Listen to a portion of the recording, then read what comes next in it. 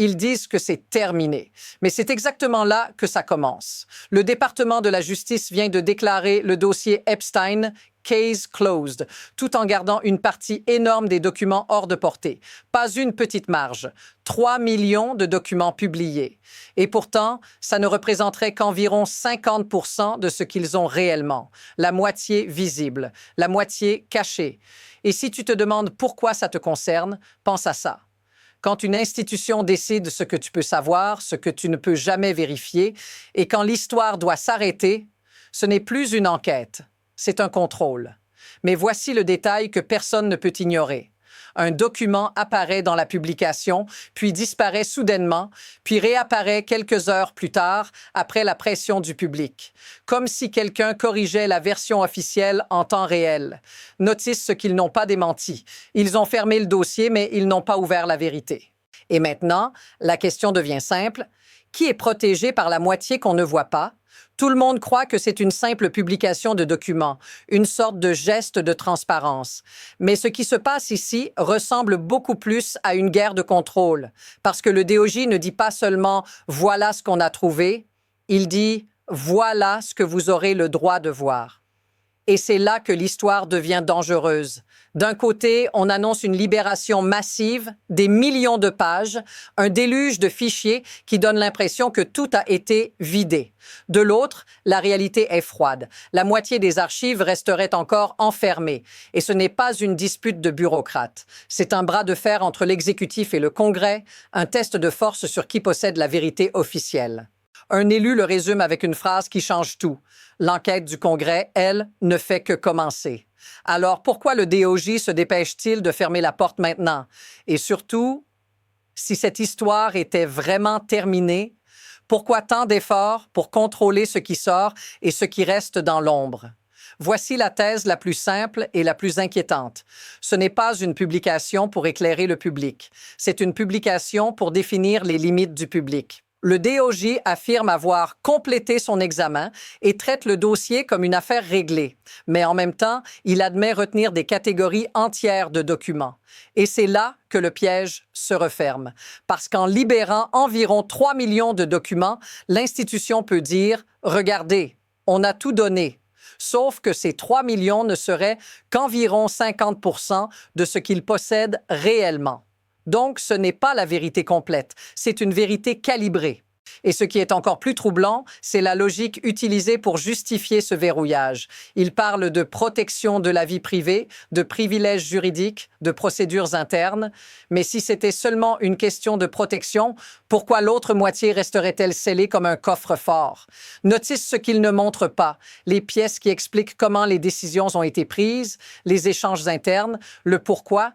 Parce qu'une fois que tu vois le pourquoi, tu ne peux plus prétendre que tout ça n'était qu'un accident. Et maintenant, regarde comment ça s'accélère. Dès que le DOJ plante ce drapeau « case closed », ça ne ferme pas seulement un dossier, ça tente de fermer une conversation nationale. C'est une manœuvre qui ressemble à une technique vieille comme le pouvoir. Noyer le public sous une masse de documents, puis verrouiller précisément ceux qui comptent vraiment. Tu obtiens du volume, mais pas la clé. Tu obtiens des pages, mais pas le mécanisme. Et ce n'est pas la première fois qu'un système fait ça. Dans les grandes affaires qui touchent l'État, la vraie bataille n'est pas toujours « qu'est-ce qui s'est passé ?» La vraie bataille, c'est qui a le droit de reconstituer ce qui s'est passé. Parce que celui qui contrôle l'archive contrôle la mémoire collective. Et ici, quelque chose devient presque normal, alors que ça ne devrait jamais l'être. Une institution peut dire au Congrès, en substance, « Merci pour votre demande, mais nous avons décidé que c'était fini ». Comme si la supervision était optionnelle, comme si la transparence était un service, pas une obligation.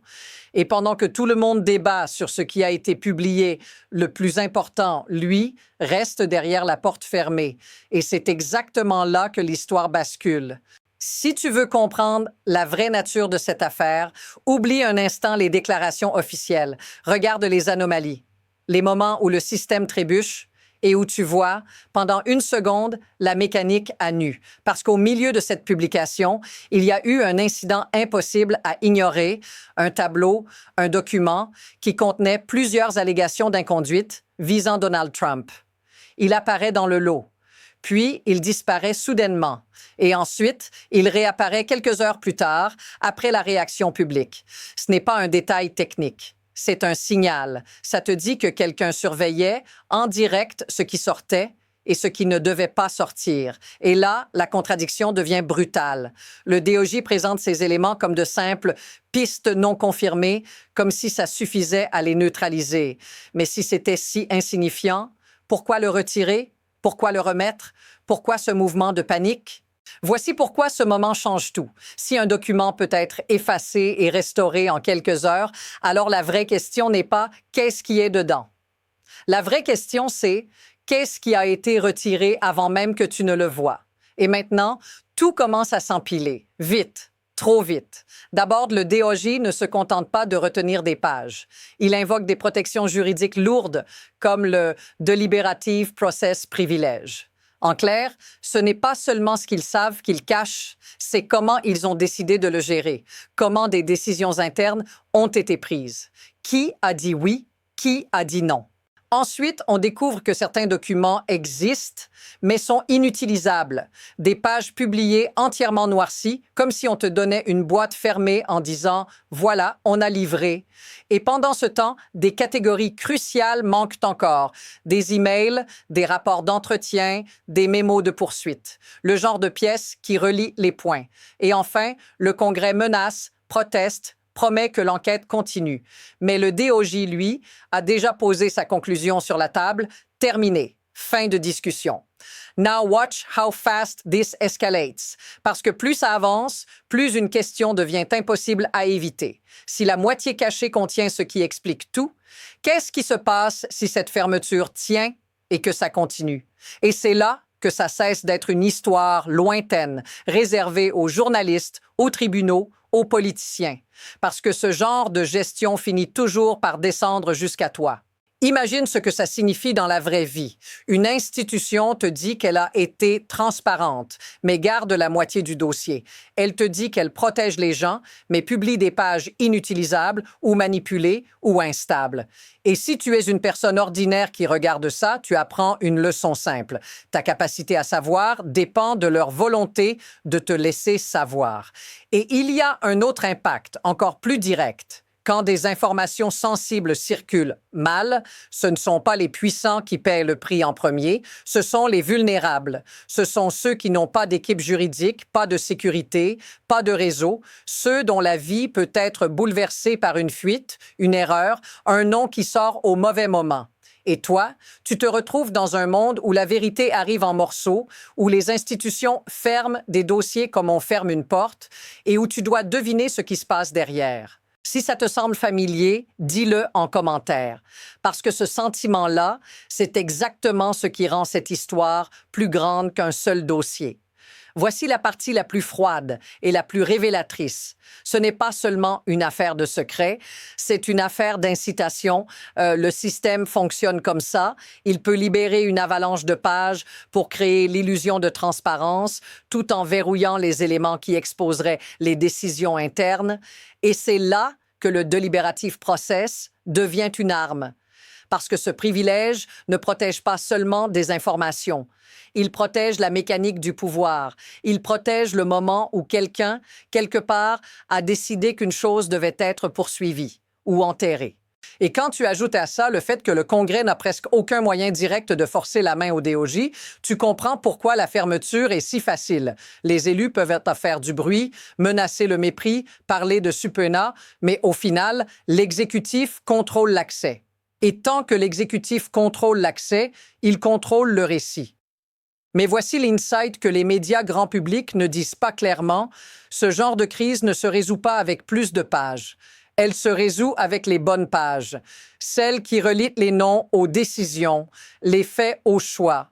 Et tant que ces pages-là restent dans l'ombre, la vérité officielle restera une version, pas une conclusion. Et maintenant, on arrive au point où l'histoire se divise en deux chemins, et aucun des deux n'est confortable. Premier scénario, le DOJ tient sa ligne. Case closed. La moitié cachée reste cachée, protégée par des privilèges, des procédures, des rédactions et des murs juridiques. Le public reçoit une archive immense mais fragmentée. Des noms qui circulent, des détails creepy, des morceaux de contexte, sans la structure qui permettrait de reconstruire l'ensemble. Et avec le temps, l'attention se déplace. Les gens passent à autre chose. Le système gagne par fatigue.